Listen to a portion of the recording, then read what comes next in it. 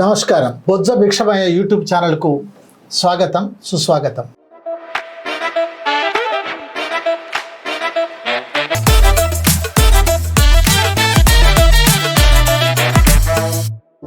ఈరోజు సమాజంలో పెళ్ళి పెద్ద ప్రమాదంగా మారింది. లేదు, భయంకరంగా ఉంది.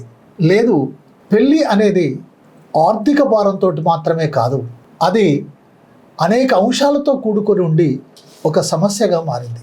అది మామూలుగా ఒక కులంలో ఒక కులం, ఒక మతంలో ఒక మతం పెళ్లి చేసుకుంటే పెద్ద సమస్య, అంత పెద్ద సమస్య కంటే కాకపోయినా కులాంతర వివాహాలు చేసుకున్నప్పుడు, మతాంతర వివాహాలు చేసుకున్నప్పుడు అది హత్యల దాకా వెళుతుంది. అందుకే అదంత భయంకరంగా మారింది. అది ఎక్కడో ఇతర రాష్ట్రాల్లో అలాంటి సంస్కృతి ఉండింది అనుకున్నాం. కానీ మన తెలంగాణ రాష్ట్రంలో కూడా ఆ విషయ సంస్కృతి వచ్చింది. ఏ సంస్కృతి వచ్చినా ప్రేమ ఆగదు, పెళ్ళి ఆగదు, ఇది ప్రకృతి సహజ సిద్ధమైనటువంటి అంశము అని చెప్పి కుల నిర్మూలనా సంఘం, అసలు కులమే ఉండొద్దు అని చెప్పి ఒక సంస్థను పెట్టి, ఒక సంఘాన్ని పెట్టి, ఆ సంఘానికి అధ్యక్షులుగా ఉపాధ్యక్షులుగా ఉంటూ తమ జీవితాన్నే, అంటే మాటల్లో చెప్పటం కాదు, వాళ్ళే స్వయంగా ఆచరించి అనుభవించి జీవితం కొనసాగిస్తూ సమాజానికి ఈ విషయాల ఎడల సమాచారాన్ని అందిస్తున్నారు. సమాజాన్ని చైతన్యం చేయటం కోసం ప్రయత్నాలు చేస్తున్నారు. అలాంటి వాళ్ళే మిత్రులు వహీద్ గారు, జ్యోతక్క మన స్టూడియోకి వచ్చారు. వాళ్ళిద్దరిని అడిగి అసలు నిజంగా ఈ పెళ్లి ఇంత సంక్లిష్టమైనటువంటి పెళ్లి విషయాలపైన మనం మాట్లాడుకుందాం. నమస్కారం అండి వహీద్ గారు. జ్యోతక్క నమస్కారం అమ్మా. చాలా సంతోషం మరిద్దరు మా స్టూడియోకి రావటం. మీరు మాటల్లో చెప్పటం కాకుండా చేతల్లో చేస్తూ చూపిస్తూ చెప్తున్నారు. ఇది సమాజానికి కావాలి. ఇంతకీ కుల నిర్మూలనా సంఘాన్ని ఎప్పుడు స్థాపించారు, ఎందుకు స్థాపించారు, దాని ఆశయాలేంటి, లక్ష్యాలేంటి? కుల నిర్మూలన సంఘం 1972లో ఏర్పడింది. అప్పుడు సమాజంలో ఉన్నటువంటి అంత ఈ నిచ్చెన మెట్ల కుల వ్యవస్థను నిర్మూలిస్తే కానీ ఒక సమాజం ఏర్పడదు అని గ్రహించినప్పుడు పెద్దలు చాలామంది, దాంట్లో ప్రధానంగా చెప్పాలంటే సురమౌళి గారు, వీరాస్వామి గారు, అండ్ నాగేశ్వర్ గారు, డిజి రామారావు గారు, ప్రొఫెసర్ కేశవరాజ్ జాదవ్ గారు, భద్రి విశాల్ పిత్తి గారు, నాయన్ నరసింహారెడ్డి గారు, ప్రముఖ నాస్తిక ఉద్యమ నాయకులు లవణం గారు, ఇలాంటి మహామహులందరూ కలిసి ఈ సంఘాన్ని ఏర్పాటు చేశారు 1972లో. దీని ప్రధానంగా ఒకే లక్ష్యాన్ని ఏం పెట్టుకున్నారంటే కుల నిర్మూలన జరగాలి. అప్పుడు మీ వయసు ఎంత సార్? అప్పటికే నేను చాలా చిన్న పిల్లవాడిని. మరి ఎట్లా అంటే కుల నిర్మూలన సంఘంలో నేను 1992లో మా పెళ్లి సందర్భంగా మాకు పరిచయమైన సంస్థ అది. మా పెళ్లికి కూడా ప్రధానంగా అంటే అది ప్రారంభమైన 20 సంవత్సరాల తర్వాత. Yes, great. మా పెళ్లి తర్వాత ఇంకా ఒక కార్యకర్తగా దాంతో మా పెళ్లి ఆ సంస్థలోనే జరిగింది. అలా మేము అక్కడ కార్యకర్తలుగా క్రమంగా పనిచేస్తూ ముందుకెళ్తా ఉన్నాం. చాలా సంతోషం. జ్యోతక్క, ఆయనేమో వహీద్, మీరేమో ఏదో బేగం మున్నీసానో లేకపోతే ఇంకోటో కాకుండా జ్యోతక్క. ఎట్లా మీరు పెళ్లి చేసుకోవాలనుకున్నారు? నిజానికి మా ఇద్దరిది ఒకటే ఊరండి. మాది పెరకకొండ, నల్గొండ డిస్ట్రిక్ట్. ఓకే. తాతల కాలం నాటి నుంచి మా కుటుంబాల్లో పరిచయాలు ఉన్నాయి. వాళ్ళ తాత, మా ఫాదర్ ఎలా ఒకే ఊరు వాళ్ళు అవ్వడం వల్ల తనతో కూడా నాకు పరిచయం ఏర్పడింది. తన ఐడియాలజీ నాకు బాగా నచ్చేది. ఏదైతే తను PDSCలో పనిచేశారు, తను సమాజం పట్ల తనకున్న స్పృహ అవన్నీ నాకు నచ్చేవి. మంచి పిల్లగాడు అనిపించింది. మంచి పిల్లగాడు. అప్పుడు కూడా చాలా అందంగా ఉండేదా? అప్పుడు కూడా ఇప్పుడు కూడా అందంగానే ఉండు. ఒక ఇద్దప్ప ఆయన మనసు అందాన్ని చూసానండి. సూపర్ తల్లి. Yes, really you are very right. అందం అనేది ఆలోచనలో తప్ప ఆకారంలో కాదు. వ్యక్తిత్వం అనేది ఎప్పటికీ ఉండిపోతుంది. అందం ఇవాళ ఉంటుంది, రేపు పోతుంది. అండ్ అందం అనేది అది ఒక్కో వ్యక్తికి ఒక్కోటి నచ్చుతుంది. ఎగ్జాక్ట్లీ. ఇలా ఉంటేనే అందం అంటే సరైన డెఫినేషన్ లేదు అందానికి, వ్యక్తిత్వానికి ఉందండి. నాకు ఆ వ్యక్తిత్వం నచ్చే నేను ఈయనతో లైఫ్ బాగుంటుంది అనేది అట్లా ముందుకెళ్ళారు. చాలా సంతోషం. వహీద్ గారు, ఈరోజు తల్లిదండ్రులకు, మీరు తల్లిదండ్రులు కనుక పిల్లలు, ముఖ్యంగా ఆడపిల్లల పెళ్ళిళ్ళు మగపిల్లగాళ్ళైనా అవుతుంది, పెద్ద భారంగా మారుతూ ఉంది, కష్టంగా మారుతూ ఉంది, భయంగా ఉంటా ఉంది. పిల్లల్ని కంటున్నప్పుడు చాలా సంతోషంగా ఉంటుంది. ఆ తర్వాత వాళ్ళు పెరిగి పెద్దయి స్వతంత్రంగా నిర్ణయాలు తీసుకునే స్థితికి వచ్చేసరికి ఆ పిల్లల మీద, ఆ పిల్లల మధ్య తల్లిదండ్రుల మధ్య అగాధం ఏర్పడుతుంది. ఎందుకు ఈ పిల్లల ఎడల అలాంటి పరిస్థితి ఉంది? పెళ్ళి అనేది ఎందుకు అంత సమస్యగా మారుతా ఉంది? ఇక్కడ సమస్య ముఖ్యంగా ఎక్కడ వస్తుందంటే, తల్లిదండ్రులు తమ పిల్లలకు పుట్టినప్పటి నుంచి అన్ని సమకూరుస్తారు. వాళ్ళకి ఇష్టమైన బట్టలు కొనిస్తారు, చెప్పులు కొనిస్తారు, కంప్యూటర్ అంటే కంప్యూటర్ తెచ్చిస్తారు, ఏం చదవాలంటే అది చదివిస్తారు. సార్ అంతవరకు చాలా బాగుంది. కానీ ఎప్పుడైతే తన జీవిత భాగస్వామిని ఎంచుకునే సమయం వస్తుందో అప్పుడు మాత్రము నువ్వు చాలా చిన్న పిల్లవి, నీకు తెలియదు, మేము మాత్రమే నిర్ణయిస్తాము అని. మళ్ళీ దీనికి ఏంటంటే కులము లేదా మతము ఇవి ముడిపడి ఉండడం, దానితో పాటుగా ఒక ఫాల్స్ ప్రెస్టీజ్గా, దానికి ఒక హానర్గా, ఒక పరువు కిందికి తీసుకోవడము. మరీ ముఖ్యంగా ఆడపిల్లలను అంటే పరువుతో కంపేర్ చేస్తూ ఒక ఆస్తిలాగా, ఒక వస్తువులాగా ట్రీట్ చేయడం అక్కడ ప్రధానంగా సమస్య వస్తుంది. దీన్ని కనుక అధిగమించగలిగితే పిల్లలతోటి ఎప్పుడైతే అంటే వాళ్ళ వయస్సు రీత్యా పెరుగుతున్న క్రమంలో ఇంట్లో కూడా అన్ని విషయాలను చర్చించేటువంటి ఒక సానుకూలమైన వాతావరణం ఉండాలి. సమాజంలో జరుగుతున్న చెడు ఏంటిది, మంచి ఏంటిది, ఏది మంచి, ఎలా ఉండాలి, పిల్లలతో పంచుకోవాలి. ఖచ్చితంగా ఆ వాతావరణం పిల్లలకు కూడా అలాంటి అవకాశం కల్పించాలి. ఒక ఫ్రెండ్ లాగా మెలగాలి తల్లిదండ్రులు ఇద్దరు కూడా. అప్పుడు మాత్రమే వాళ్ళు అన్ని అర్థం చేసుకుంటారు. పిల్లలు వయసు పాటుగా చాలా ఉన్నతంగా ఆలోచించగలుగుతారు. వాళ్ళకి ఆ పరిపక్వత ఉంటది. కాబట్టి ఆ వాతావరణం కనుక మనం కల్పించినట్లయితే అన్ని విషయాలు కావచ్చు, దాంట్లో ప్రేమ పెళ్లి ఎవరు ఎటువంటి భవిష్యత్తు ఎలా ఉండాలి, ఏ వయసులో పెళ్లి చేసుకోవాలి, ఎప్పుడు చేసుకుంటే ఎలాంటి సమస్య, ఇట్లాంటి అన్ని కనుక చర్చకు వస్తే వాళ్ళు కరెక్ట్ గా ఒక నిర్ణయం తీసుకునేటువంటి పరిపక్వత వాళ్ళకి వస్తుంది.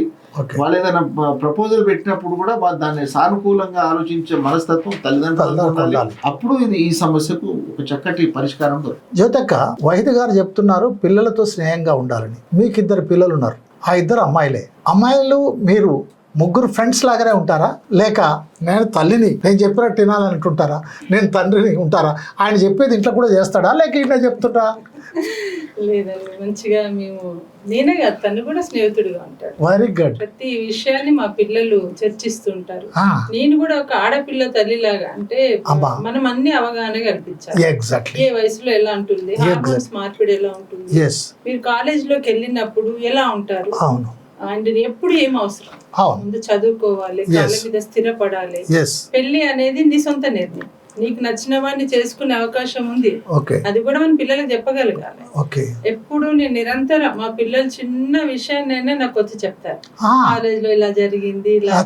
నేను అట్రాక్షన్ ప్రేమ ఎలా ఉంటది, నిజమైన ప్రేమ ఎలా ఉంటుంది, అట్లాంటి వాటి కూడా మీతో షేర్ చేసుకుంటారు. మీరు కూడా షేర్ చేస్తారు. ఖచ్చితంగా చర్చిస్తారు. మేము చాలా ఆహ్లాదకరమైన వాతావరణం మా ఇంట్లో ఉంటుంది. అట్రాక్ట్ చేయడానికి, ఆకర్షించడానికి గిఫ్ట్లు ఇవ్వడం, ఇది అది, వాళ్ళు చదివి వదిలేసి వెనకబడ్డం, ఇవన్నీ కూడా ప్రాపర్ ప్రేమలు కావు. అవగాహనతో కూడిన ప్రేమ అవసరం.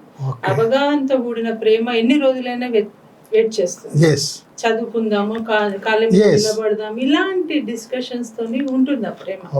ఎప్పుడు మా ఇంట్లో నిజమైన ప్రేమ ఏది కాదు, ఏది అట్రాక్షన్, ఏ వయసులో ఎలాంటి హార్మోన్స్ ఒత్తిడి ఉంటుంది, ఇవన్నీ కూడా మా పిల్లలతో మాట్లాడితే మేము అంతే స్వతంత్రం ఇచ్చాము. మా పెద్ద అమ్మాయి కూడా తన జీవిత భాగస్వామిని తనే ఎంచుకుంది. మీరు యాక్సెప్ట్ చేశారు, మేము యాక్సెప్ట్ చేసాము. మేము ఈ విషయం కూడా చెప్పాము, మేము ఒప్పుకుంటున్నాం. అబ్బాయి వాళ్ళ ఇంట్లో ఒప్పించి వాళ్ళ అమ్మా నాన్నని వాళ్ళ తీసుకొని వస్తే మేము అందరం కలిసి పెళ్లి చేస్తాం. లేదా నీ రైట్, నీ పెళ్లి మీరిద్దరు వెళ్ళి మీరు చేసుకోవచ్చు, మాకు ఏ అభ్యంతరం లేదు, వాళ్ళ పేరెంట్స్ వస్తే మేము చేస్తామన్నా. అబ్బాయి కూడా వాళ్ళ పేరెంట్స్ ని, వాళ్ళ బంధువులందరిని ఒప్పించుకొని తీసుకొచ్చాడు. ఇద్దరు కూడా మేము స్టేజ్ మ్యారేజ్ చేసాం. గ్రేట్ అమ్మా, చాలా సంతోషం. వహీద్ గారు, ఆదిమ కాలం నుండి ఒక రకంగా ప్రకృతి ధర్మంగా కూడా కొనసాగుతుంది. ఏంటంటే స్త్రీ పురుషుల మధ్య అది పుడుతుంది, అది ప్రేమగా మారుతుంది, పెళ్లి చేసుకోవటం అనేది ఆదిమ కాలం నుండి ఉంది. అది ఏ దేశం అన్నా కానివ్వండి, ఏ ప్రాంతం అన్నా కానివ్వండి, ఏమన్నా కానివ్వండి, అది మనిషి అన్నా కానివ్వండి, జంతువు అయినా కానివ్వండి.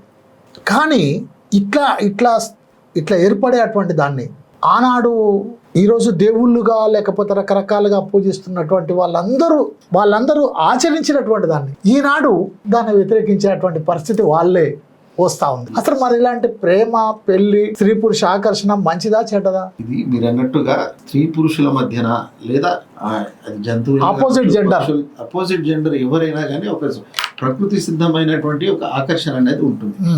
ప్రకృతి దాని యొక్క మనుగడ కూడా దాని మీద ఆధారపడి ఎగ్జాక్ట్లీ అది చాలా అవసరం కూడా ప్రకృతి. అయితే ఇది ఏదో సమాజ అభివృద్ధి కూడా ఆ విధంగా ఏర్పడుతుంది. అయితే ఈ రోజే కొత్తగా ఈ ప్రేమ పెళ్లిలు వచ్చినాయి లేదా అన్న ఏమి లేదు. ఇది అట్లాంటిది ఏమి కాదు. మనిషి పరిణామ క్రమం చెందిన ఆ క్రమంలో కూడా ఎవరికి ఇష్టమైన వాళ్ళతోటి వాళ్ళు పెళ్లిళ్ళు చేసుకున్నారు, సహజీవనం చేశారు, పెళ్లిన తర్వాత వచ్చినాయి. అంతకంటే ముందు అట్లా జీవిత కాలాన్ని కొనసాగిస్తూ వచ్చిన క్రమంలో మరింత పరిపక్వత చెందిన దశలో పెళ్లిల యొక్క ఆవశ్యకత ఏర్పడింది. అంటే ఒక ఇద్దరిని భార్యాభర్తలుగా గుర్తించడం, వాళ్ళ పిల్లలకు ఒక గుర్తింపు రావడం, చట్టపరమైనగా ఇవన్నీ అనేది తర్వాత వచ్చింది. అయితే మీరు అన్నట్టుగా ఇప్పుడు పురాణ కాలంలో కనుక చూసినట్టయితే మనకు కొన్ని వందల వేల సందర్భాలు కనిపిస్తాయి. అనేక ఉదాహరణలు, కులాంతరాలు, అసలు వేరే వేరే రెండు గ్రూప్ల మధ్యన అట్లా అనేకమైన పెళ్లిలు మనకు కనిపిస్తాయి. కానీ ఇప్పుడు మాత్రం ఏంటంటే మనము ఒక గిరి గీసుకొని కులాలు బాగా బలపడిపోయి ఎవరికి వారుగా ఒక గిరి గీసుకొని ఇటువంటి జీవన విధానానికి అలవాటు పడి అదే సహజమైనది, అదే కరెక్ట్ అనేటువంటి ఒక మైండ్ సెట్ తో రావడం వల్ల ఈ యొక్క ఏర్పడింది ఇదంతా కూడా. కాబట్టి ఇప్పుడు ప్రేమ వివాహాలను ప్రత్యేకంగా చూడడము అదొక వింత నేరంగా పరిగణించడము, అటు మీడియా కూడా దాని పట్ల ఒక వివక్షగా చూడడము, ఏదైనా సంఘటన జరిగినప్పుడు లేదా ఇద్దరు విడిపోయినప్పుడు ఏదైనా సంఘటన జరిగితే మీడియాలో ముందుగా ఫలానా వాళ్ళు ఫలానా సంవత్సరంలో ప్రేమ పెళ్లి చేసుకున్నారు అని ప్రత్యేకంగా రాస్తారు. కానీ వేరే ఇప్పుడు అరేంజ్డ్ మ్యారేజెస్ లో కూడా అనేకమైన సంఘటనలు జరుగుతున్నాయి, విడాకులు జరుగుతున్నాయి. కానీ అక్కడ ఎవరు కూడా ప్రత్యేకంగా ఇది పెద్దలు కుదిర్చిన పెళ్లి అని రాయరు. ఆ వివక్ష అనేది ఉంటుంది. ఇది ఒక్క సంఘటన అయినా కూడా చాలా పెద్దగా కనిపిస్తుంది. ఆ ఫోకస్ చేయడం అనేది కూడా కొంత ఇబ్బందికరమైన పరిస్థితి. జ్యోతక్క, మీరు ఇంతకుముందు చెప్పారు అసలు ప్రేమ అంటే ఏమిటి, ఏది నిజమైన ప్రేమ, ఏది అబద్ధం ప్రేమ, ప్రేమను ఎలా గుర్తించాలి? ఇలా యువకులు ఇది ఒక పెద్ద ప్రశ్నగా ఉండిపోయింది వాళ్ళకు. అది ఎవరు చెప్పేటట్టు కూడా చెప్పే సాహసం కూడా చేయట్లేరు. అది ఈ సమాజంలో తప్పనో లేకపోతే తల్లి తన బిడ్డతో కొడుకుతో మాట్లాడదు, కొడుకు తల్లితో మాట్లాడదు. ఏంటిది అసలు ప్రేమ అంటే? నమ్మకం. ఇరువురి మధ్యన ఏదైతే నమ్మకం ఉంటుందో ఇది ప్రతి చోట, అంటే తల్లి బిడ్డ మధ్యన, తండ్రి కూతురు మధ్యన ఈ నమ్మకం అనేది ఉంటేనే ఆ ప్రేమ ఉంటుంది. అయితే ఈ మధ్య ఈ వస్తున్న ఈ పోకడల వల్ల అది కొంత తేడా వస్తుంది, జనరేషన్ గ్యాప్ వస్తుంది. అండ్ ఇంకోటి ఏంటి అంటే ఈయనతోని మనకు తెలుస్తుంది, ఈయనతో జీవితకాలం నడవగలము అనే హోప్ అనేది తెలిసిపోతుంది. అది మనసు టు మనసు కనెక్ట్ అయి ఉంటుంది. అయితే కాకపోతే సినిమాల ప్రభావం కావచ్చు, ఆడపిల్లల పట్ల ఏదైతే చులకన భావం ఉందో అది ప్రేమించుకున్నప్పటికీ ఆ పురుష మెంటాలిటీ అనేది అప్పుడప్పుడు బయటపడుతూ ఉంటాయి.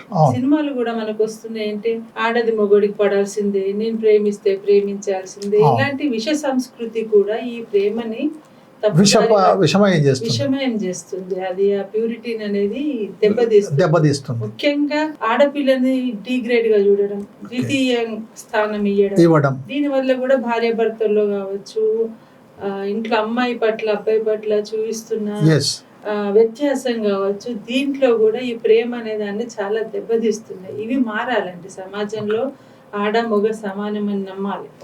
అండ్ మాతో పాటు సమానం, ద్వితీయం కాదు అనేది రావాలి. ఇప్పుడు ఆ ప్రేమ అనేది తెలుస్తుంది. సో ప్రేమ అంటే నమ్మకం అని అంటారు. అంతేకాకుండా ప్రేమ అంటే ఒకరినొకరు అర్థం చేసుకోవడం, ఒకరి సంస్కృతిని మరొకరి సంస్కృతిని తెలుసుకోవడం, చర్చల ద్వారా వాటిని పరిష్కరించుకోవడం, గౌరవించటం. రెండు మతాలు వేరు, మన సంస్కృతి వేరు, నా సంస్కృతి వేరు. మేము ఎక్కడో ఏకాకిగా బతకడం కాదు, వాళ్ళ మధ్యలోనే ఉండి వాళ్ళకు కూడా నమ్మకం కల్పించాలి పేరెంట్స్ కి. ఎస్, వీళ్ళ నిర్ణయం కరెక్ట్. అండ్ ఇది అన్ని ఎప్పుడు వస్తాయి అంటే మేము కలిసి ఒకరినొకరిని అర్థం చేసుకోవడంతో పాటు ఇరు సంస్కృతులను గౌరవించగలం. ముఖ్యంగా కులాంతరాల కంటే కూడా మతాంతరంలో కల్చర్ చాలా ఉంటుంది. ఆ డిఫరెన్స్ ఏంటి అనేది అర్థం చేసుకుంటే చాలా బ్యూటీగా ఉంటుంది. చాలా రియల్ అమ్మా, చాలా మంచి విషయం చెప్పారు, చాలా సంతోషం. ప్రేమ అంటే త్యాగం అని కూడా చెప్పచ్చు. ఓ ఎందుకంటే ముఖ్యంగా ఏదైనా ఒక బిజినెస్ కానీ ఒక అండర్స్టాండింగ్ ఒక అగ్రిమెంట్ అయినప్పుడు కేవలం లాభాల మీదనే మనకు దృష్టి ఉంటుంది. అవును. కానీ పెళ్లి అనే ఈ ఒప్పందంలో ఒకరి తనకేం కావాలి అనేది జీవితమే. కావాలి, ఇక్కడేం కావాలో అక్కడి నుంచి అర్థం కావాలి. అంటే Okay. తన కోసం నేను దిగాలి, ఆమె నా కోసం ఆమె ఒక మెట్టు దిగాలి.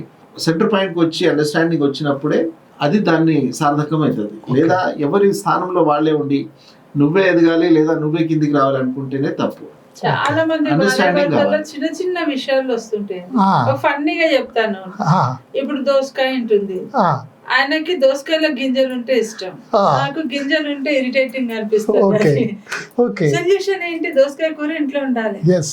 అప్పుడు దోసకాయ గింజల్ని మిక్సీకి వేసి కలిపి వండేస్తే ప్రాబ్లం సార్. చాలా అంటే బాగా చెప్పారు. చాలా మంది అసలు పేపర్లో చదివాను, ఆ, డైవర్స్ ఎందుకు అయ్యాన్న దాని మీద ఒకటి స్టోరీ లాగా ఇచ్చిండు. ఆ, అతనికి చట్నీలో పోపు వేస్తే ఆ పప్పులు వాడతాం కదా, అవును, అవును, శనగపప్పు, మినపప్పు, అవి ఆయనకి ఇరిటేటింగ్ అనిపిస్తుంది. అచ్చా, వాళ్ళ గొడవ అక్కడ స్టార్ట్ అయిందంటే విడాకులకు వెళ్ళేది. దానిపైన విడాకులకు వెళ్ళింది. నాకు విచిత్రం అనిపించింది. ఆ పోపులోంచి నూనె కొంచెం ఇందులో ఆ పప్పులు ఇంకో గిన్నెలు వేసేసుకుంటే అయిపోతుంది కదా. ఇదే అండర్స్టాండ్ అంటే ఆ ప్రేమ ఉంటే ఎట్లయినా సొల్యూషన్ వెతకగలుగుతాం. అది కరువైతున్నప్పుడే ఇవన్నీ. చాలా మంచి విషయం చెప్పారు. సో వింటున్నారు కదా యువతి యువకులారా, ప్రేమ అంటే nothing but understanding of each other, nothing but understanding of culture and adjustment in the culture and loving and respecting each other అనేది జ్యోతి వహీద్ గారు ఎంత బాగా చెప్పారు. Please listen. అలాగే పెళ్ళిళ్ళ విషయంలో తల్లిదండ్రులు ఇంకా ఎలాంటి జాగ్రత్తలు వాళ్ళ పిల్లలకు, అంటే అమ్మాయిలకు కానీ అబ్బాయిలకు కానీ, ఒకటి ఏది నిజమైన ప్రేమో ఏది కాదో తెలుసుకోమని చెప్పటం బాగుంది. సో దాంతోపాటు ఎప్పుడు పెళ్లి చేసుకోవాలి, ఎందుకంటే ఈరోజు టీనేజ్ వాళ్ళే చాలా ఇదవుతున్నారని తెలుస్తుంది. ఇందుకు సోషల్ మీడియా ఒక ప్రధాన కారణంగా ఉంది అని అంటున్నారు. అందుకని తల్లిదండ్రులు ఇంకా ఎలాంటి జాగ్రత్తలు చెప్పాలి? మనకు చట్ట ప్రకారంగా ఆడవాళ్ళకైతే 18 ఏళ్ళు, సార్ మగవాళ్ళకైతే 21 ఏళ్ళు పెళ్లి, అంటే అఫీషియల్ గా వాళ్ళు పెళ్లి చేసుకోవాలి. కానీ ఆ వయసుకు వరకు వాళ్ళకి అంతగా పరిపక్వత అనేది రాదు అండ్ చదువులు కూడా పూర్తి కావు. అవును.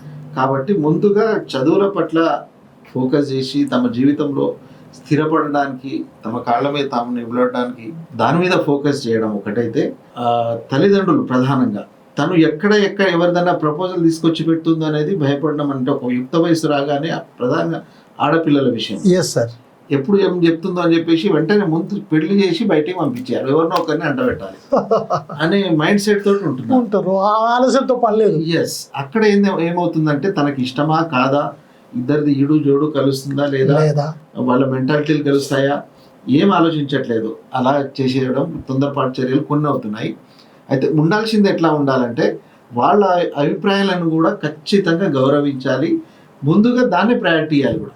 తనకు ఎవరు నచ్చుతున్నారు, ఎటువంటి వాళ్ళు కావాలి, ఆమె కోరుకుంటే ఆమె ఎంచుకుంటే ఓకే, అదర్వైజ్ వీళ్ళు చూసినా కూడా ఆమెను కాన్సెప్ట్ తో తీసుకొని చూడాలి, అంగీకారంతో ఆమె కావాలి అనేది ముఖ్యంగా కావాలి. ఇంకోటి ఏంటంటే జీవిత భాగస్వామిని ఎంచుకునేటువంటి హక్కు మనకు రాజ్యాంగమే ప్రతి ఒక్కరికి కల్పించింది. దాన్ని గౌరవించాలి. ఎవరి మీద కూడా బలవంతంగా రుద్దకూడదు, తల్లిదండ్రులైనా సరే. గొప్ప విషయం చెప్పారు. ఈ సందర్భంగా మీరు అన్న విషయం నాకు బాగా గుర్తొచ్చింది. నాకు 2 కొడుకులు సార్, మీకు 2 బిడ్డలు, నాకు 2 కొడుకులు. ఒక బిడ్డ పెళ్ళి ఎప్పుడో చాలా ఏళ్ళ కింద అయిపోయింది. ఆ కొడుకులకు నేను చెప్పాను, మీ ఇష్టం వచ్చిన వాళ్ళని మీరు చూసుకొచ్చుకోవాలి, నేను పెళ్లి చేస్తాను. నేను చూడటానికి కూడా పోలేదు సార్. వాళ్ళు పోయారు, వాళ్ళ అమ్మ పోయింది, వాళ్ళు ఓకే అనుకున్నారు. నేను ఎంగేజ్మెంట్ రోజు పోయినా. ఇలా గనక తల్లిదండ్రులు వహీద్ గారు చెప్పినట్టు గనక పాటిస్తే, అసలు ఆ పిల్లగానికి ఏం కావాలి, ఆ పిల్లకి ఏం కావాలనో పాటిస్తే సర్వ సమస్యలు పరిష్కారం అవుతాయి. ముందు వాళ్ళని ప్రేమిద్దాం, అంటే వాళ్ళని గౌరవిద్దాం, వాళ్ళ మాటలు విద్దాం. అయితే ఎటువంటి వ్యక్తిని ఎంచుకోవాలనేటువంటి మాత్రం తల్లిదండ్రులు కొంత ఇన్పుట్ మాత్రం ఖచ్చితంగా ఇవ్వాలి. అంటే పై అందాన్ని చూసా, వ్యక్తిత్వాన్ని చూసా, డబ్బును చూసా, అధికారాన్ని చూసా మాత్రం ఖచ్చితంగా పిల్లలకు తెలియదు. కాబట్టి ఇన్పుట్ మాత్రం ఖచ్చితంగా ఇవ్వాలి. ఫైనల్ డెసిషన్ పిల్లలది ఉండాలి. రైట్. జ్యోతమ్మ, మరి ఇంత మంచి విషయాన్ని ఎందుకు తల్లిదండ్రులు వ్యతిరేకిస్తున్నారు? నేను పలానా ఆయన చేసుకుంటా అంటే చాలు, నేను పలానా ఆమె చేసుకుంటా అంటే చాలు, ఎందుకు వ్యతిరేకిస్తున్నారు? ప్రేమ వివాహాలన్నీ దాదాపుగా కులాంతర వివాహాలు.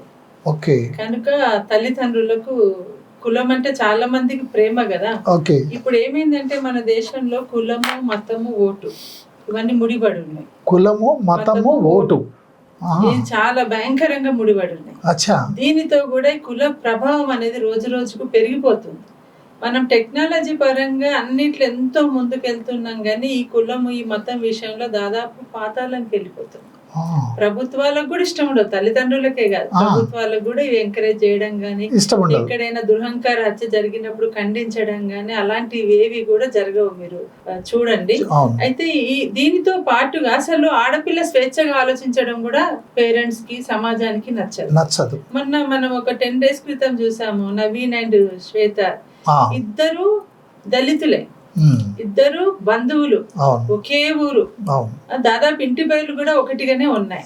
అంటే ఇన్ని మ్యాచ్ అయినా కూడా తల్లిదండ్రులకు నచ్చలే. అమ్మాయిని ఎంత భయంకరంగా లాక్కెళ్తున్నారు అంటే అమ్మాయి నోట్లోంచి బ్లడ్ వస్తుంది, కాలు పట్టుకొని లాక్కెళ్ళి కడుపులో తన్ని. అసలు చాలా మంది మాట్లాడతారు, తల్లిదండ్రులకు తెలీదా ఆడపిల్లకి హక్కు లేదా, వాళ్ళు పెంచిన వాళ్ళకి వాళ్ళు కరెక్ట్ పర్సన్ ని చూడరా, వాళ్ళ ప్రేమ లేదా అంటే ప్రేమ ఇలా ఉంటుందా? తల్లిదండ్రుల ప్రేమ అమ్మాయిని చంపేసేంత ప్రేమ దేని మీద ఉంది? ఇప్పుడు కులం మీద ఉంది ప్రేమ, అమ్మాయిల మీద లేదు.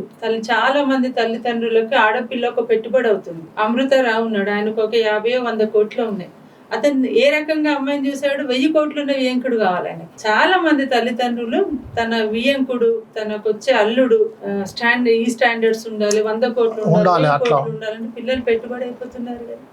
మనస్తత్వం మారాలండి. పిల్లలు పెట్టుబడి అవుతున్నారు ఇక్కడ. అంతే ఆడపిల్లని ఇచ్చేసి 100 ఎకరాలు ఉన్నవాడిని ఆ కుటుంబాన్ని చేసుకోవాలి, మా అమ్మాయి తెచ్చుకోవాలి, మా స్టేటస్ పెరుగుతుంది, మా వియంకుడు ఇలా, మా అల్లుడు ఇంత ఆస్తి, ఇది కదా. అంటే ఇది ఏమైతే పెట్టుబడి వెళ్ళిపోతున్నారు పిల్లలు. ఈ మనస్తత్వం మారాలి. ఇంటర్ క్యాస్ట్ అన్నప్పుడు ఒకలా మాట్లాడతారు, మరి సొంతం కులంలో ప్రేమించినా కూడా ఈ రకంగా చేయడం. గుంటూరు దగ్గర జరిగింది. సబ్ క్యాస్ట్, ఇద్దరు ఎస్సీలలో సబ్ క్యాస్ట్ ఇద్దరు ప్రేమించి పెళ్లి చేసుకున్నారు. పెద్దల వ్యతిరేకత ఉంటే వాళ్ళు పాల్వంచకి వెళ్ళి అక్కడ బ్రతుకుతున్నారు. 4 ఏళ్ల బాబు, ఆమె మళ్ళీ 8 months ప్రెగ్నెంట్. సొంత అత్త చనిపోయిందని చెప్పేసి ఊరికి వచ్చారు. ఆమె కొంగుతోనే ముడేసి కమ్యూనిటీ హాల్ దగ్గర వరకు గుంజుకపోయి మరి చంపారు. నిజంగా పిల్లలు బాగుండాలని ఆలోచిస్తున్నారా, కులం బాగుండాలని ఆలోచిస్తున్నారా అనేది ఒక పెద్ద ప్రశ్న. వహీద్ గారు, జ్యోతక్క ఒక మంచి విషయం చెప్పింది. కులం మతం ఓటు, కులం మతం ఓటు విడదీయరాని సంబంధం ఉంది అని. మరి ఇలాంటి విషయంలో ఇప్పుడు ఈ కల్చర్ బాగా పెరగటానికి ఏం కారణం? కులం కల్చర్ పెరగటానికి, మతం కల్చర్ పెరగటానికి, ఓటుకు సంబంధం కల్పించడానికి ఏం కారణం? అంటే గత 30-35 ఏళ్ళుగా కనుక చూసుకుంటే మనము కుల స్పృహ పెరుగుతున్నది. అంటే స్పృహ యాక్చువల్గా పెరగట్టు కాదు, అస్తిత్వం కోసము కనీసం గుర్తింపు లేనటువంటి వాళ్ళు కూడా అస్తిత్వం కోసం ఒక పోరాటాన్ని అందుకున్నారు. దానికి ప్రధానంగా కులం పేరు మీద యునైట్ అవుతున్నారు, చైతన్యవంతమవుతున్నారు. కుల సంఘం పేరు ఎత్తుకొని వస్తున్నాయి ఈ కుల సంఘాలు అనేది అప్పటి నుంచి మొదలైనవి. అయితే అదంతా కూడా ఒక ఆహ్వానించదగ్గ పరిణామం. పైకి మనకు అది కులస్పృహ పెరిగిపోతుందని అనిపిస్తుంది, కానీ కులస్పృహ అనేది కాదు, అది తమకు తాము చైతన్యవంతమై తమ హక్కుల కోసం ముందుకొచ్చిన సందర్భం అది. అయితే వాళ్ళ అంతిమ లక్ష్యం ఖచ్చితంగా అంబేద్కర్ చెప్పినట్టుగా కుల నిర్మూలన అయి ఉండాలి. ఇంకొకటి ఏంటంటే, సో కుల సంఘాల యొక్క లక్ష్యం కానీ, కుల హక్కుల కోసం పోరాటం కానీ, కుల స్పృహ కానీ కుల నిర్మాణాల కోసమై ఉండాలి, కుల సంఘటితం కోసం కాదు. చాలా బాగా చెప్పారు. అంటే అంతిమ లక్ష్యం ఖచ్చితంగా అది ఉండాలి. అట్ ది సేమ్ టైం అగ్రవర్ణాల కుల సంఘాలు కూడా ఉన్నాయి, కొన్ని 100 ఏళ్ల నుంచి. అవే ముందున్నాయి కదా, వీళ్ళు ఎప్పుడు పెట్టుకున్నారు? అదే 100 ఏళ్ల నుంచి ఉన్నాయి. అయితే వాళ్ళు ముందుగా ఆ దాంట్లో నుంచి బయటపడాలి. కుల నిర్మూలన అనేది అక్కడి నుంచి మొదలు కావాలి. ఎందుకంటే ఇప్పుడు వీళ్ళకు అనేక సమస్యలు ఇప్పుడిప్పుడే కనీసం కళ్ళు తెరుస్తున్నాయి. కళ్ళు చిన్న కళ్ళు తెరిచినంత ఆ స్థాయిలో ఉన్నారు వాళ్ళు, ఎక్కడో ఉన్నారు. అయితే ఆ కుల నిర్మూలన అనేది, ఆ క్యాస్ట్ డీకాస్టిఫైయింగ్ అనేది పై నుంచి రావాలి, పైన మొదలు కావాలి. దాని ప్రభావంతో మెల్లిగా క్రమంగా కింది వరకు రావాలి. సార్, ఇప్పుడు డీక్లాసిఫై అయ్యి డీకాస్టిఫై అయింది, అర్థం చేసుకొని ప్రేమించి పెళ్లి చేసుకున్న తర్వాత కూడా హత్యలు జరుగుతున్నాయి. లేదు, ఆ పెళ్లి విఫలమైపోతా ఉంది. ఏంటి కారణం? ఎక్కడ లోపం జరుగుతుంది? ఇక్కడున్నట్టు ఇప్పుడు ప్రేమ కంటే పెళ్లి కంటే ముందున్నటువంటి అండర్స్టాండింగ్ పెళ్లి తర్వాత ఆ అబ్బాయికి కానీ ఆ అమ్మాయికి కానీ లేకపోవటానికి లేక ఉండకపోవటానికి ఏం కారణం? అంటే ప్రేమ వివాహాలు వైఫల్యం అంటే నేను అంటలేను ప్రేమ వివాహాలు వైఫల్యం కాదు, అలా లేకపోవటానికి ఉండకపోవటానికి ఆర్థిక, రాజకీయ, సాంస్కృతిక, సామాజిక అంశాలు ప్రధాన పాత్ర పోషిస్తున్నాయి. కాబట్టి ఈ అంశాలపై మనం అడ్రస్ చేయకుండా, ఈ అంశాలను మనం అందులో ఉండేటువంటి ఆ సమస్యలను ఎరాడికేట్ చేయకుండా, పరిష్కరించకుండా ఉంది ఈ సమాజం. కాబట్టి ఈ సమాజంలో ఈ కాంట్రడిక్షన్ ఉంది, వైరుధ్యం ఉంది ప్రేమల మధ్య, సమాజం మధ్య. అదే వేరే దేశాల్లో ఇలా ఉండదు, ఎందుకంటే అక్కడ కులం లేదు, ఇక్కడ సామాజిక అంశం కులం. వేరే దేశాల మధ్య అక్కడ ఇంత మత ఉన్మాదం ఉండదు, ఇక్కడ సామాజిక ఉన్మాదాన్ని పాలకవర్గాలు పెంచి పోషిస్తున్నాయి. అంటే అదొక్కటే కదండి వ్యక్తి స్వేచ్ఛని. ఇప్పుడు కొన్ని దేశాలు చూస్తాం, నార్వే లాంటి దేశాల్లో పిల్లలకు స్పూన్ ఫీడింగ్ చేయడం కూడా నేరమే. మన ఆంధ్రాకి సంబంధించిన వాళ్ళ ఇద్దరు దంపతులకు 6 నెలల జైలు శిక్ష వేశారు. అంటే పిల్లలు స్వతంత్రంగా ఎదగడాన్ని అక్కడక్కడ ప్రభుత్వాలు. అందుకని ప్రేమ వివాహాలు విఫలం కాదు, ఇలా ఉండటానికి ఈ సమాజంలో ఉండేటువంటి రుగ్మతలకు కారణం.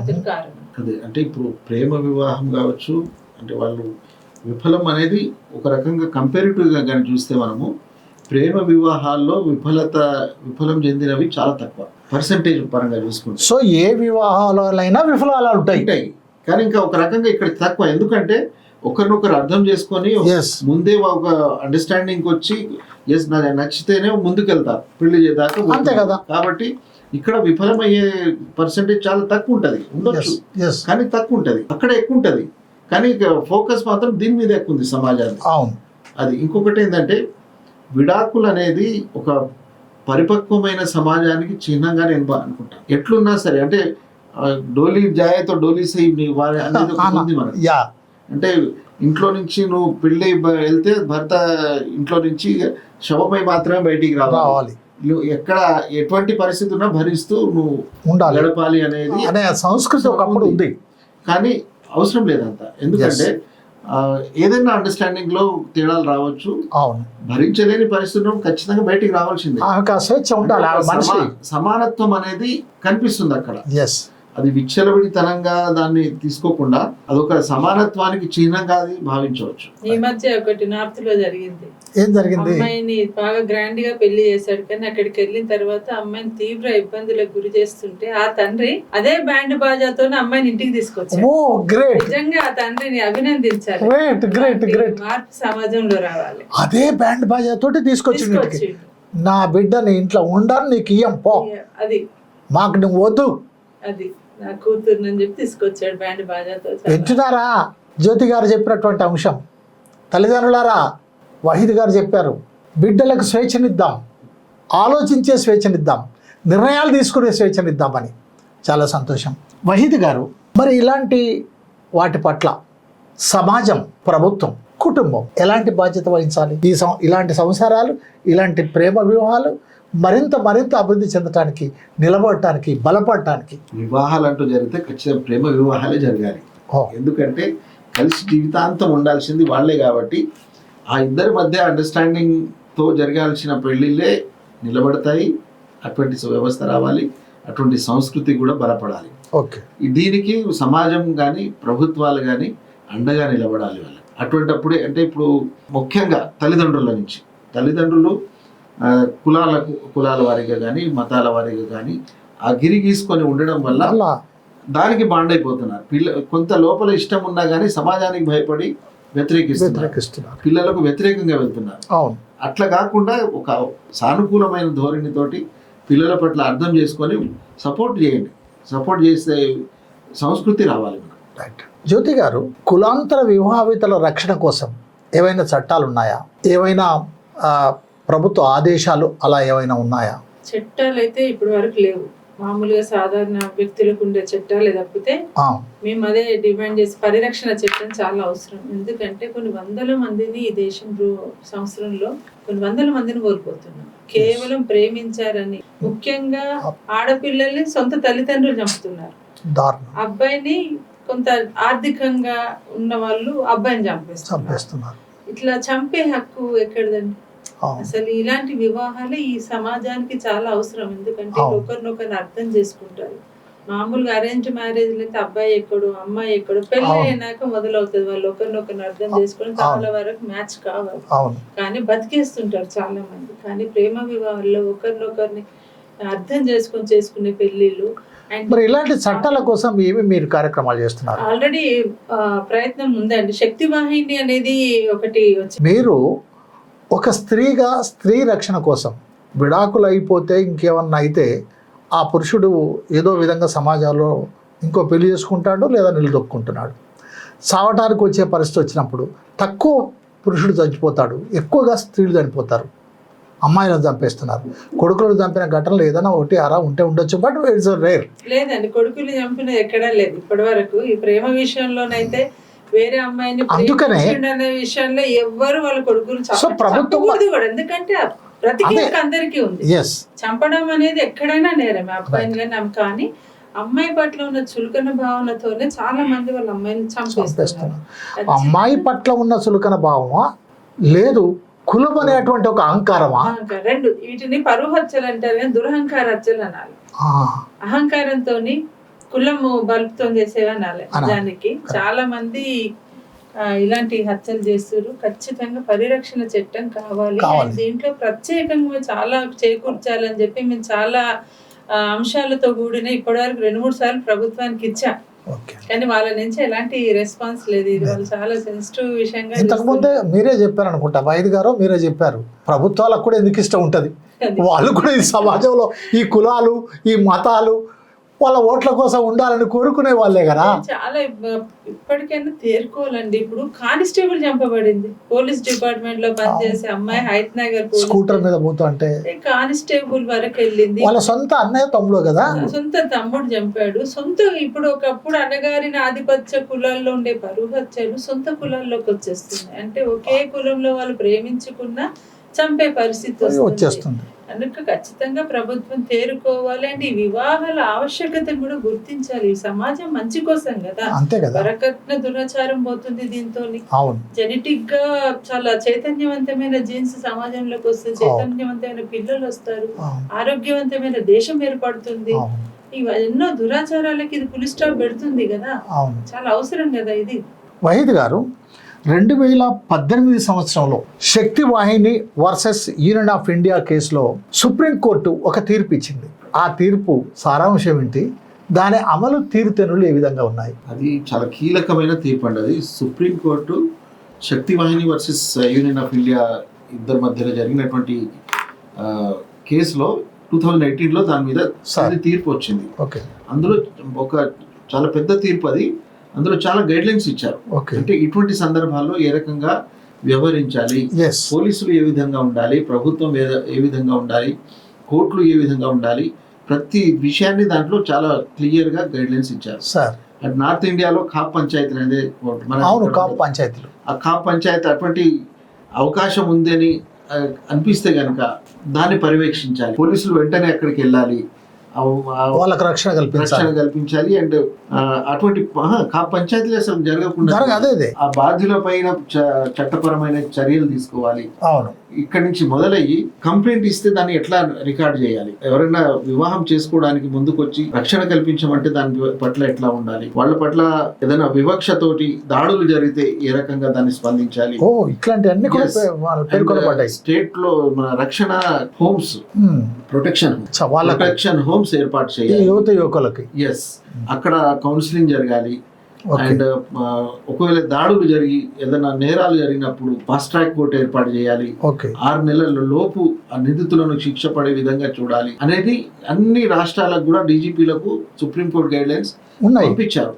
అట్లాగే మన దగ్గరికి కూడా వచ్చింది. కానీ చాలా మందికి అసలు అమ్మాయి అబ్బాయి పోలీస్ స్టేషన్ పోతే కొన్ని పోలీస్ స్టేషన్లు నాకు తెలుసు, నేను చెప్పడం బాగుండదు కానీ బలిసి మీరు ఇద్దరు ఇడికి వచ్చిర్రా అంటే అన్నట. అసలు పోలీస్ స్టేషన్ లో ఆ సీట్ లో కూర్చున్న అధికారులంతా ఒక అన్ననో ఒక నాన్ననో ఒక తమ్ముడో ఫీల్ అవుతూనే కూర్చుంటారని. వాళ్ళు ఒక అధికారులుగా మేము వీటన్నిటికి అతీతంగా చట్టం పరిధిలో మేము పని చేయాలి, ఇది రాజ్యాంగం కల్పించిన హక్కు, ఇది ఒక ఫండమెంటల్ రైట్. ఏది యువతి యువకులు వాళ్ళకు నచ్చిన వాళ్ళని పెళ్లి చేసుకోవడం ఒక ఫండమెంటల్ రైట్. రైట్. దీన్ని పరిరక్షించే వాళ్ళం ఏం కాదు, వాళ్ళు అలా ఆలోచించటం లేదు. మా అమ్మాయి ఉంటే ఎట్లా ఈ ప్లేస్ లో అనే టైప్ లో, మా చెల్లి ఉంటే ఎట్లా, ఇది తప్పు కదా, ఇలా చేసుకోవడమే తప్పు, ఇది పెద్ద నేరంగా, ఒక పవిత్రమైన పెళ్లిగా ఇలాంటి చూపుతోనే అక్కడ రిజిస్ట్రేషన్ ఆఫీసులలో కూడా చాలా ఇబ్బందికరమైన పరిస్థితులు. ఈ రోజు ఒక మతాంతర పెళ్లిలు, అందులో ఒకరు ముస్లిం ఒకరు హిందూ ఉన్నారే అనుకోండి, ఈ స్పెషల్ మ్యారేజ్ యాక్ట్ లో చేసుకోవాలి, నార్మల్ గా చేసుకోవడానికి లేదు. స్పెషల్ మ్యారేజ్ యాక్ట్ అంటే అక్కడికి వెళ్ళి ముందుగా తర్వాత పెళ్లి చేసుకునే అవకాశం ఉంటుంది. అది ఎంత లోపు ఏం చేస్తారంటే దాన్ని నోటీస్ బోర్డు లో పెడుతున్నారు, వీళ్ళ అడ్రస్లు వీళ్ళ ఫోటోలతో సహా పెడుతున్నారు. ఇటు ముస్లిం వాళ్ళ నుంచి ఇటు హిందూస్ వాళ్ళ నుంచి అందరూ ఇళ్లలోకి వెళ్ళిపోతున్నారు. ఎవరైతే ఉంటారు కదండి, ఈ దళం ఆ దళం అని పెట్టుకొని ఉన్నారు కదా, ఇటు ముస్లిం ఉన్నారు, అలా అన్నిట్లో ఉన్నారండి. వాళ్ళ ఇళ్లలోకి వెళ్ళేసి పేరెంట్స్ ని బెదిరియడము, ఈ అమ్మాయి ఇలా చేస్తుంది మీకు తెలియదా అంటూ అమ్మాయిని బెదిరియడము, ఇవన్నీ జరుగుతున్నాయండి. అంటే ఒక మతాంతర పెళ్లి చేసుకోవడం అనేది చాలా క్రిటికల్ పరిస్థితి. ఓకే, 2018 లో వచ్చిన గైడ్ లైన్స్ ఏదైతే ఉన్నదో అది చాలా మందికి దానిపైన అవగాహనే లేదు.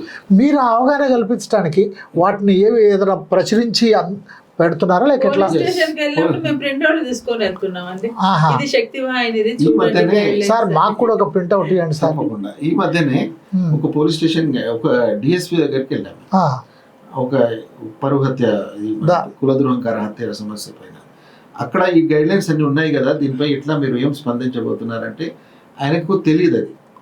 అయితే నేను అప్పటికప్పుడు ఆయనకి ఇచ్చానంటే పరిస్థితి అర్థం చేసుకో, గైడ్ లైన్స్ ఉన్నట్టు కూడా తెలియదు. డిఎస్పీ స్థాయి వ్యక్తులకు కూడా ఇంకెవరు రక్షిస్తారు అవగాహన లేదు. కాబట్టి దాని మీద ముందు కనీసం కొత్త చట్టం అనేది రావాలి. యాక్చువల్గా ఆ చట్టం వచ్చే వరకు ఉన్న చట్టాన్ని పాటించాలి కదా. దాంట్లో ఉన్న గైడ్ లైన్స్ కనుక పాటిస్తే చాలా వాటికి సమస్యకు పరిష్కారం దొరుకుతుంది. అందులో ప్రొటెక్షన్ హోమ్స్ కూడా పెట్టారు, ఆ ప్రొవిజన్ కూడా ఉండాలని చెప్పేసి దాన్ని కొన్ని స్టేట్స్ పాటిస్తున్నాయి. ఒక 3 స్టేట్లు ఇప్పటి వరకు ప్రొటెక్షన్ హోమ్స్ను ఏర్పాటు చేశారు. మహారాష్ట్రలో ఈ మధ్యన చేశారు, హర్యానాలో చేశారు. అక్కడ ఏంటంటే దానివల్ల ఉపయోగం ఏంటంటే ఇద్దరు ప్రేమించి పెళ్లి చేసుకోవాలనే ఒక అండర్స్టాండింగ్ వస్తారు. అటువంటప్పుడు వాళ్ళు ఇంట్లో నుంచి కనుక బయటకు వచ్చేసినప్పుడు ఎక్కడికి వెళ్ళాలి వాళ్ళు, ఆ ఎటు దిక్కు తెలియక వాళ్ళు, కాబట్టి ప్రొటెక్షన్ హోమ్స్ ఉండాలి. అది లేనప్పుడు ఏమవుతుంది, వాళ్ళు ఎక్కడో పోయి మాలాంటి వాళ్ళ దగ్గర వస్తే రక్షణిస్తారు, ఏదో రకంగా మా దగ్గర రీచ్ అవ్వగలుగుతున్నారు. లేని పక్షంలో వాళ్ళు ఎక్కడెక్కడో వెళ్ళి తెచ్చుకున్న కొన్ని డబ్బులు అవన్నీ అయిపోయిన తర్వాత వాళ్ళు ఆత్మహత్యలు చేసుకుంటున్నారు. ఏ రైలుకి చాలా మంది. దీనివల్ల దేశం మొత్తంలో ప్రతి సంవత్సరం కొన్ని వేల సంఖ్యలో ఇటువంటి యువతి యువకులను పోగొట్టుకుంటున్నాం. ఇది దేశ సంపదకు చాలా చాలా పెద్ద నష్టం జరుగుతుంది. అది కూడా దీన్ని మనం నివారించవచ్చు.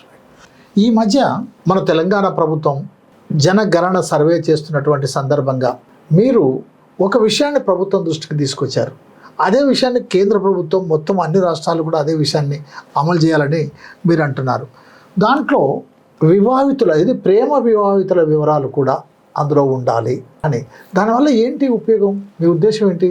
ముందుగా మేము మొన్న గత సంవత్సరం తెలంగాణ ప్రభుత్వం చేపట్టిన సామాజిక కులగణన సామాజిక సర్వే ఏదైతే జరిగిందో అందులో కులరహితులను, మతరహితులను, అలాగే కులాంతర వివాహం చేసుకున్న వాళ్ళ వివరాలు ఇవి కూడా నమోదు చేయమని చెప్పేసి మేము ప్రభుత్వాన్ని కోరడం జరిగింది. కలెక్టర్ ఆఫీస్లో కానీ ఆ బీసీ కమిషన్ చైర్మన్కి కానీ అందరికీ మేము అర్జీ ఇవ్వడం జరిగింది సార్. కానీ దానివల్ల ఏం ఉపయోగం లేనప్పుడు తప్పని పరిస్థితిలో మేము హైకోర్టుకి వెళ్ళాము.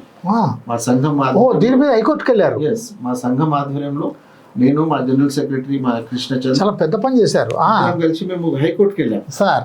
అయితే చాలా తక్కువ సమయంలో జడ్జి గారు ఒక చక్కటి ఒక మధ్యంతర ఉత్తర్వు ఇచ్చారు. దీన్ని అమలు పరచండి అని చెప్తూ ప్రభుత్వానికి ఒక డైరెక్షన్ ఇచ్చారు. దాన్ని మన తెలంగాణ హైకోర్టు దాన్ని తెలంగాణ గవర్నమెంట్ కూడా సానుకూలంగా స్పందించి వెంటనే ఆ ఫార్మాట్ను మార్చి కులరహితులకు ఒక కాలం, మతరహితులకు ఒక కాలం, అట్లాగే కులాంతర వివాహం మీ కుటుంబంలో జరిగిందా అనే అంశాన్ని కూడా చేర్చారు. దేశం చరిత్రలోనే ఇది మొదటిసారి జరిగింది తెలంగాణ రాష్ట్రంలో. అది you are so great, you achieved it. మీ ముఖంగా కూడా తెలంగాణ ప్రభుత్వానికి కూడా మేము ధన్యవాదాలు తెలుపుకుంటున్నాము. అయితే ఈ మధ్యనే ఢిల్లీలో ముఖ్యమంత్రి రేవంత్ రెడ్డి గారు కొంత సమాచారాన్ని పంచుకుంటూ మాకు కులం లేదని చెప్పిన వాళ్ళు ఈ రాష్ట్రంలో 3.9% ఉన్నారని కూడా డిక్లేర్ చేశారు. 3.9 ఇదే చాలా పెద్ద సంఖ్య, మామూలు విషయం కాదు. వాస్తవానికి ఇంకా ఎక్కువ ఉంటది, అయితే తక్కువ సమయంలో ఉండడం. అంటే కొంతమంది చెప్పలేదు కావచ్చు అట్రా, ఎందుకంటే అంత టైం దొరకలేదు. సర్వేకు ఒక 2-3 రోజుల ముందే ఇది అమలైంది కాబట్టి 3.9 అనేది డిక్లేర్ అయింది. ఇప్పుడు రేపు రాబోయే సెంట్రల్ గవర్నమెంట్ సెన్సస్ కూడా చేపట్టబోతుంది. అందులో కూడా ఇచ్చాము మేము ఆల్రెడీ రాష్ట్రపతి గారికి, ప్రధానమంత్రి గారికి, సోషల్ వెల్ఫేర్ మినిస్టర్ కి, హోమ్ మినిస్టర్ కి, సర్వేయర్ జనరల్ ఆఫ్ ఇండియాకు, మేమందరికీ. దానివల్ల మీరు ఏం సాధించాలనుకుంటున్నారు? అంటే ఎవరి అస్తిత్వాన్ని వాళ్ళు కాపాడుకునేటువంటి హక్కు అందరికి ఉన్నది. ఇప్పుడు ప్రపంచం మొత్తంలో ఏ దేశాన్ని చూసినా కులం వద్దు లేదా మతం వద్దు, కులం అయితే ఎట్లా లేదు, అక్కడ మతం వద్దు అనుకున్న వాళ్ళకు కూడా ఖచ్చితంగా అక్కడ గుర్తిస్తారు, లెక్కిస్తారు. అక్కడ ప్రపంచంలో కనుక చూసుకుంటే మనము 3వ అతిపెద్ద సమూహం ఏదైనా ఉందంటే అది కేవలం ఈ మతం వద్దు అనుకునే వాళ్ళదే ఇంత పెద్ద సమూహం. అంటే ఎవరి అస్తిత్వం ఒకరున్నా సరే వాళ్ళ అస్తిత్వాన్ని గుర్తించేటువంటి బాధ్యత ప్రభుత్వం. దాని వల్ల ఏంటంటే వాళ్ళ సంక్షేమం గురించి తీసుకునే నిర్ణయాలలో సులువు అవుతుంది ప్రభుత్వానికి కూడా. ఖచ్చితంగా వాళ్ళకి గుర్తింపు ఇవ్వాలి, ఎట్లా ఉంటే వాళ్ళకి అట్లాగే గుర్తింపు ఇవ్వడమే కరెక్ట్. అది సరే. దీంతో పాటు మీరు ఆలోచన చేసి ఉంటారు ఆల్రెడీ, ఒక రకంగా కులరహిత సమాజం ఏర్పడుతుంది. ఖచ్చితంగా కులరహిత సమాజం ఏర్పడుతుంది. ఎప్పుడైతే కులరహిత సమాజం ఏర్పడుతుందో అప్పుడు మానవులంతా ఒక్కటే అనే భావన ఏర్పడుతుంది. ఒక రకంగా సమభావన ఏర్పడుతుంది. ఈ అంతరాలు, ఈ దొంతరాలు, ఈ నిచ్చెన మెట్ల లాంటి వివక్షతలు ఉండవు. మనిషిగా చూడబడతాడు, మనిషిగా గుర్తించబడతాడు. అటువంటి ఆ సమాజానికి తొలిమెట్టుగా దీన్ని మేము భావిస్తున్నాం. గ్రేట్. ఎందుకంటే doctor Babasaheb welcome it sir. కుల నిర్మూలన జరగాలి, కులరహిత సమాజం ఏర్పడాలని చెప్పేసి డాక్టర్ బిఆర్ అంబేద్కర్ గారు, లోహియా గారు, ఇంకా అనేక మంది కలలు కన్నటువంటి ఆ సమూహము, సమాజము ఏర్పడాలంటే ఖచ్చితంగా ఇది అవసరం. దానికి ఇది నాందిగా నిలుస్తుంది అనేది మా నమ్మకం. గొప్ప విషయం. చాలా దీర్ఘకాలిక ఆలోచన ఇది, చాలా సుదీర్ఘమైనటువంటి ఆలోచన. ఒక రకంగా ఒక మంచి సమాజాన్ని ఏర్పాటు చేయాలనేటువంటి మీ లక్ష్యం నెరవేరాలని ఆశిద్దాం. జ్యోతి గారు, మీ అనుభవంలో మీరు అనేక విషయాలు చూసుంటారు, ఇంతకు ముందు కూడా చెప్పారు. కులాంతర వివాహితులు, మతాంతర వివాహితులు ఎదుర్కొంటున్న ప్రధాన సమస్యలు ఏంటి? What are the major problems they are facing? మొదటగా ఒక భావన ఉంటుందండి సమాజంలో. ఇలా పెళ్లి చేసుకున్న వాళ్ళ పట్ల చాలా చులకన భావన ఉంటుంది. సమాజం ఒక చులకన భావన. నెంబర్ 1. లేదు అంటే ఏదో పనికి మాల పని చేసిన వాళ్ళగా ఈ పెళ్లి ఏదో చిన్న చూపు చూడటం, న్యూనతాభావానికి గురి అవటం, చిన్న చూపు ఉంటుంది. అండ్ వీళ్ళకు ముఖ్యంగా ఏంటంటే ఇలా చేసుకోవడం వల్ల 2 ఫ్యామిలీస్ వదిలేస్తాయి. మామూలుగా అరేంజ్ మ్యారేజ్ లోనైతేనో ప్రతిదీ సమకూర్చుతూ ఉంటారు తల్లిదండ్రులు, ఇటు నుండి అటు నుండి అన్ని రకాలుగా సమకూర్చడం, డెలివరీలు కావచ్చు, ప్రతిదీ సపోర్ట్ గా ఉంటుంది. ఇక్కడ ఏమవుతుందంటే 2 ఫ్యామిలీలు వదిలేస్తారు, ఇష్టం లేని పెళ్లి. కానీ చాలా మంది వాళ్ళు ఒక రకంగా గూడు లేడు పక్షి అయిపోతారు. అసలు డెలివరీ నాకు డెలివరీ అయినప్పుడైతే ఎవరు లేరండి పక్కన, తను ఒక్కడే ఉన్నారు. మామూలుగా అందరూ హక్కుల గురించి మాట్లాడతారు, తల్లిదండ్రులుగా మా హక్కులు ఇవి అవి మాట్లాడతారు, బాధ్యతలు కూడా ఉంటాయి కదా. ఏదో పెద్ద మేము నేరం చేసినట్టు మమ్మల్ని అంతగా వదిలేయడం అనేది కొంత బాధ అనిపించినది. అండ్ ఏంటంటే ముఖ్యంగా ఆర్థిక పరిస్థితులు కూడా ఇబ్బందికరంగా, ఏదైనా కుటుంబంలో ఏదైనా అనారోగ్యం వచ్చినా కూడా సపోర్టింగ్ ఉండదు, ఇటు గవర్నమెంట్ నుంచి కూడా ఎలాంటి సపోర్ట్ ఉండదు. కానీ ఇది గవర్నమెంట్ ఖచ్చితంగా ప్రొటెక్ట్ చేయాలండి. మేము ఇంత పెద్ద దేశం కోసమే కదా, మా కోసమే కాదు ఈ వివాహాలు, దేశం కోసం కూడా ఒక మంచి ఆరోగ్యవంతమైన దేశాన్ని నిర్మించడం కదా. కులరహిత సమాజాన్ని స్థాపించడంలో ఇది మెయిన్ కదండి. అంబేద్కర్ కూడా తను కుల నిర్మూలన కోసం సూచించిన అంశాల్లో రక్త సంక్రమణ ద్వారా కుల నిర్మూలన సాధ్యమని కూడా చెప్పారు. అంటే ఇంత గొప్ప పనిని ప్రభుత్వం కూడా ఏమాత్రం పట్టించుకోకపోవడం, ఈ వివాహితులు పట్టించుకోకపోవడం కూడా కొంత బాధగా అనిపిస్తుంది.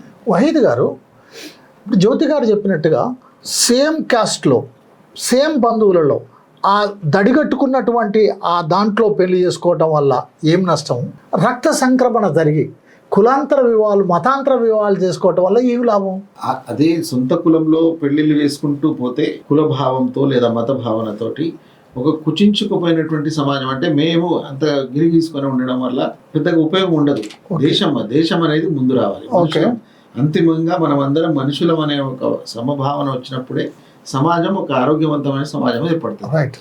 దానికి ఇది అడ్డం పడుతుంది. ఓకే. అక్కడికే అందులోనే పెళ్లిళ్ళు చేసుకోవాలి అనేది చాలా అభ్యంతరకరమైన విషయం కూడా. ఓకే. అదే మీరు కులాంతరం లేదా మతాంతర వివాహాలు చేసుకున్నప్పుడు సమాజం ఏర్పడుతుంది. మనుషుల మధ్యన అంత సోదరభావము, సౌభ్రాతృత్వం ఉంటుంది. దాంతో పాటుగా ఈ కొన్ని దురాచారాలు ఉన్నాయి, వరకట్న దురాచారాలు, అంతరాలతో కూడినటువంటి వ్యవస్థలు, ఇవన్నీ అంతరించిపోతాయి. దాంతోపాటు ఆరోగ్యకరమైన విషయాలు, జెనెటిక్గా ఈరోజు చాలామంది ఇబ్బందులు పడుతున్నారు పిల్లలు. అందరిలో కాకపోవచ్చు, కానీ ఒక తరం తర్వాత 2, 3, 4వ తరం వచ్చేసరికి ఖచ్చితంగా ప్రతి ఒక్కరికి అది ఎఫెక్ట్ అవుతుంది. ఇమీడియట్ గా కాకపోవచ్చు కాక, అంటే ఒక ఆరోగ్యకరమైన సంతానాన్ని, ఒక ఆరోగ్యకరమైన వ్యవస్థను, సమాజాన్ని ఏర్పడడానికి ఇవి దోహదపడతాయి. కాబట్టి ఇప్పుడు మనము వాటితో పాటు ఇటీవల నేను ఒక విషయం చదివాను వహీద్ గారు, మార్వాడీస్ బాగా తెలివిగా ఉండటానికి, అది ఏ తెలివైనా కావచ్చు, వ్యాపార తెలివి కావచ్చు, దోపిడీ తెలివి కావచ్చు, ఏదైనా కావచ్చు, లేక విదేశాల వాళ్ళే ఎక్కువ మంది శాస్త్రవేత్తలుగా ఎదగటానికి గల కారణం ఏంటి అని అంటే, ఎలాంటి జన్యు లోపం లేకుండా ఉండటం. అంటే తల్లిదండ్రులు గనక కులాంతర వివాహం చేసుకున్నట్లయితే జ్యోతి చెప్పినట్టుగా ఈ సంక్రమణ జరగటం ద్వారా వాళ్ళ ఐక్యూ పెరిగి తెలివైనటువంటి పిల్లలు పుడతారు. తెలివైనటువంటి పిల్లలు, ఆ వచ్చేటువంటి పిల్లల జ్ఞానం మిగతా పిల్లలతో కంపేర్ చేసేటప్పుడు అది రాపిడ్ చేంజ్ ఉంటుంది, వాళ్ళలో ఆ మార్పు ఉంటుంది. అందుకని మంచి పంట ఏ నుంచి వస్తుంది అని అంటే ఒకే భూమిలో పంట వేయటం ద్వారా రాదు, ఒకే విత్తనంతో కూడా రాదు. ఒకే విత్తనంతో కూడా రాదు. చిన్నప్పుడు ఏంటి, కొన్ని విత్తనాలు పంట పండినాక విత్తనాలు తెచ్చుకొని కాముడు బూడిదలో పెట్టుకొని వేసేవాళ్ళు. ఇప్పుడు ఆ విత్తనం వస్తుందా, ఆ ప్రొడక్షన్ సరిపోతుందా, అంత ఆరోగ్యం. అంటే పదే అదే విత్తనం వేస్తూ పోతే ఎలా అయితే ఉందో మనుషుల్లో కూడా అంతే, ఒకే స్వకులాలు. కాబట్టి స్వకులాలు కాకుండా చేసుకోవటం వల్ల ఒక మంచి జనరేషన్ ఏర్పడుతుంది, తెలివైన జనరేషన్ ఏర్పడుతుంది. చెప్పండి. మీరు అన్నట్టుగా ఇప్పుడు విదేశాల్లో చాలా తెలివైన వాళ్ళు ఉంటారు, మన దగ్గర లేదు. ఒక రకంగా మీరు అది చాలా వాస్తవం, ఎందుకంటే కనిపిస్తుంది అది అన్ని విషయాల్లో కూడా. ఒక పరిశోధన రంగంలో కావచ్చు, స్పోర్ట్స్ రంగంలో కావచ్చు, ఆటల్లో కావచ్చు, వాళ్ళకంటే మనం చాలా వెనక పోటీ పడలేకపోతున్నాం. పోటీలో ఎక్కడో అసలు ఎక్కడ ఉంటున్నాం ఉంది మనకు. కాబట్టి దానికి అనేకమైన కారణాలు ఉన్నా కూడా ఈ కారణం కూడా ఒక ప్రధానమైన కారణంగా మనం ఖచ్చితంగా భావించవచ్చు. ఎంత దిగజారిన పరిస్థితుల్లో స్కూల్ టీచర్ తన కుండలోంచి వాటర్ తాగడం దళిత పిల్లోని కొట్టి చంపేసి, ఎంత భయంకరమైన పరిస్థితి. వహీద్ గారు, ఉత్తరప్రదేశ్లో ఆ రాష్ట్ర ముఖ్యమంత్రి యోగి ఆదిత్యనాథ్ గారు కులాంతర మతాంతర వివాహాలు చేసుకోకూడదు అని ఒక చట్టం చేసేసాడు. మరి ఇది రాజ్యాంగానికి అనుకూలమా వ్యతిరేకమా? Number 1 point. నెంబర్ 2 పాయింట్, చట్టం ద్వారా ప్రేమలను ఆపగలుగుతారా? ఇద్దరు స్త్రీ పురుషుల మధ్య ఉండేటువంటి ఆ సంబంధాన్ని ఎవరైనా నిరోధించగలుగుతారా? ఏంటంటే ఆ చట్టం మీరు అన్నది మత మార్పిడి నిరోధక చట్టం అని చెప్పేసి పెట్టారు. అది అంటే దానికి ప్రధానమైన టార్గెట్ ఏంటంటే ఈ మతాంతర వివాహాలను అడ్డుకోవడం. అది సాధ్యం కాని పని. ఫస్ట్ ఆఫ్ ఆల్ ఆ చట్టమే చట్ట వ్యతిరేకమైన, రాజ్యాంగానికి విరుద్ధమైన చట్టం అది. దాన్ని ఏ రకమైన ఎట్లా సమ్మతి తీసుకున్నారో తెలియదు. అది యాక్చువల్గా అయితే అది రాజ్యాంగానికి విరుద్ధం. ఎందుకంటే ఎవరైనా కానీ తమకు నచ్చిన మతాన్ని అవలంబించేటువంటి హక్కు ప్రతి వ్యక్తికి ఉండాలి. అయితే నా ఉద్దేశం ఏంటంటే అది కేవలం పెళ్లి చేసుకోవడానికి మాత్రమే మతం మారడం, అటువంటి పరిస్థితి మాత్రం ఎట్టి పరిస్థితుల్లో ఉండొద్దు. నచ్చి ఉంటే సాధ్యమైంది సార్, ఆపగలుగుతారా చట్టం ద్వారా? ఆపలేము. అయితే దాన్ని అంటే కొత్త పేర్లు చెప్పి లవ్ జిహాద్ అని రకరకాల లేని పేర్లు తీసుకొచ్చి ఆపాదించి, అంటే మనుషులను విడదీసే కార్యక్రమంలో భాగమే తప్ప అది నిలబడే కార్యక్రమం కాదు. అది ఖచ్చితంగా అది రాజ్యాంగానికి విరుద్ధమైన చట్టం అది. వహీద్ గారు, చాలా విషయాలు చాలాసేపు మాట్లాడుకున్నాం. మిత్రులారా, మర్చిపోకండి, మీ ప్రశ్నలు పంపించండి, మీ క్లారిఫికేషన్ పంపించడానికి ప్రయత్నం చేస్తాం.